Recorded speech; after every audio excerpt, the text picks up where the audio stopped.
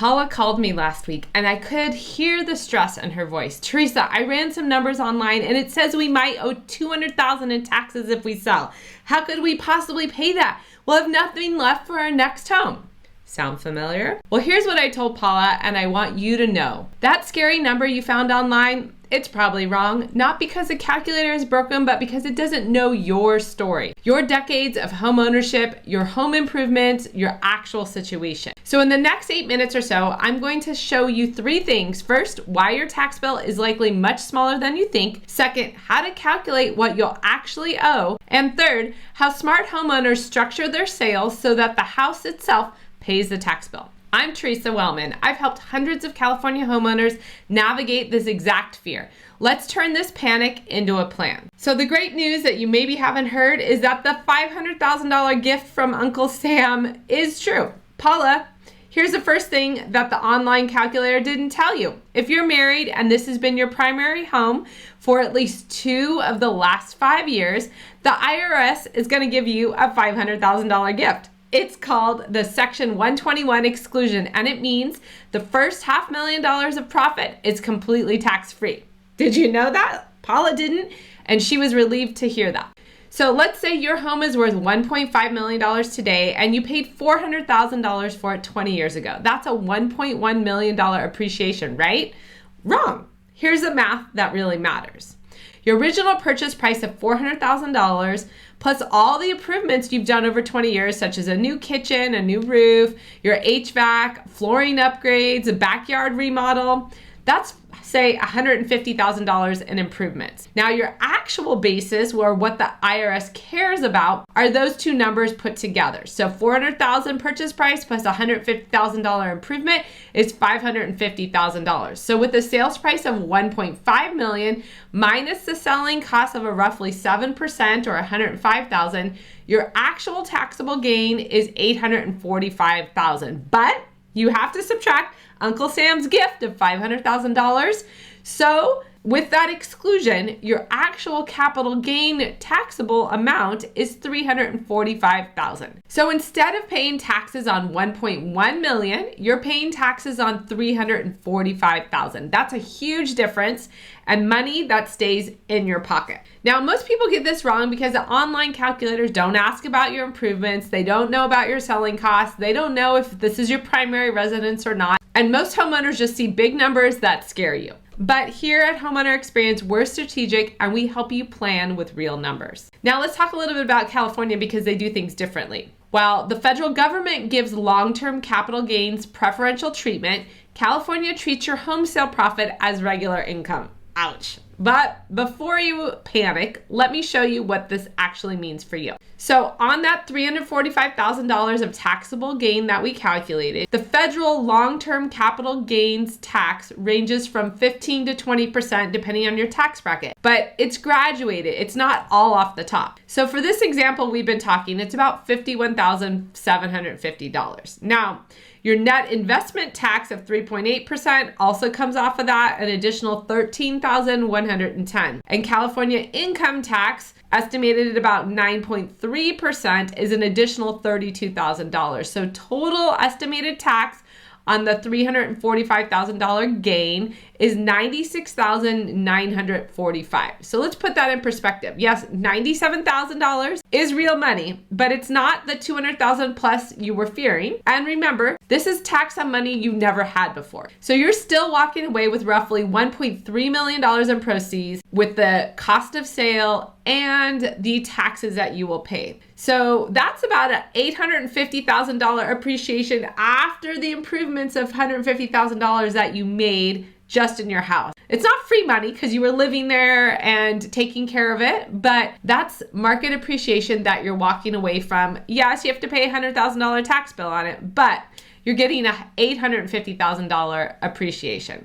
Here's something important to know. This gain might push you into a higher tax bracket for 1 year, but it's only the amount over each bracket threshold that gets taxed at the higher rate. So you don't pay the higher tax rate on the entire gain. So how do smart homeowners handle this tax bill? Well, I have 4 different strategies. First is the house pays its own taxes. So most of my clients handle it this way. We structure the sale so that the home pays its own tax bill. And by doing this, here's what I mean. We calculate your estimated tax liability upfront. Then we set aside that amount from your sale proceeds into a secure investment account such as a savings or money market. And now you know your exact net proceeds before you even start house hunting. So there's no surprises, no scrambling for cash because it's been set aside and your home purchase and your next move has been strategized based on this tax amount. The second strategy would be an installment sale where appropriate. Sometimes we can structure the sale as an installment sale and spread the tax burden over multiple years. And this can keep you in a lower tax bracket and reduce your overall tax bill. Strategy number 3 is a 1031 exchange alternative. While most people think 1031 exchanges are only for investment properties, there are some creative estates planning structures that might work if you're buying another property. Now, this isn't common for primary residents, but it's worth exploring with the right tax advisor who's familiar with this concept. Strategy number 4 would be to maximize your basis. So every receipt you can find for your home improvement reduces your tax bill. I had a client who found $75,000 in home improvement receipts that they had forgotten about, and that saved them over $20,000 in taxes. That's huge, right? To dig through your files for a little bit and really start thinking through all the improvements and photos that you have of the property, of the changes you've made over time. So here's your action plan. I want to take you from fear all the way to facts. So there's 4 steps I suggest you start on right away. First step is gather your documentation. This week, like right away,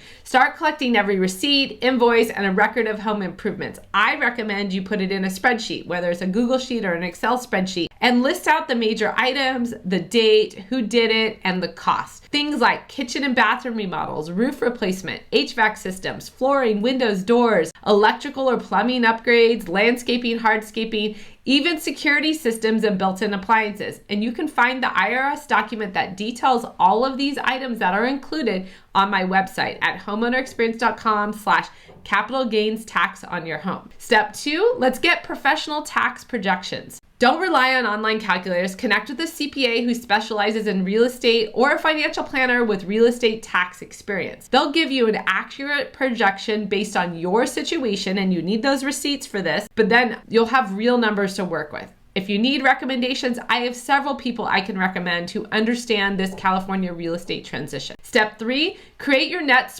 proceeds analysis. So once you know your likely tax bill from the CPA appointment, we can determine your actual buying power for your next home. And this eliminates the guesswork and lets you shop with confidence. Step 4, plan your sales strategy. With accurate numbers, we can time your sales strategically. Maybe selling in a lower income tax year is going to be most beneficial, or maybe coordinating with other financial moves to optimize your tax situation. So why isn't this as scary as it seems? Well, like the situation reviewed above for Paula, let's say you owe $100,000 in taxes. Now that sounds like a lot of money, but consider this. Your home has likely appreciated more than $50,000 a year since you've owned it.